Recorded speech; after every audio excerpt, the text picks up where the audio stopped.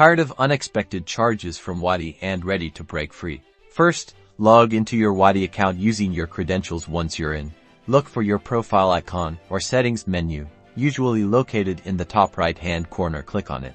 From the drop-down menu, select Account Settings or Billing. This will take you to the area where your subscription details are managed. Scroll down the page until you see the subscription option. You should see an overview of your current subscription plan. Look for a Cancel Subscription or Terminate Plan button. It might be near your billing details or under a section related to your active plan. Click on that button.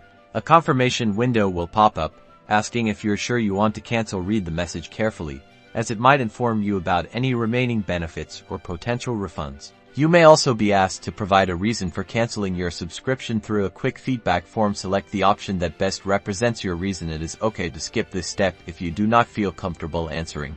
After submitting your feedback or skipping the form, you should receive a confirmation message stating that your subscription has been successfully canceled. You may also receive an email confirming this cancellation. That's it.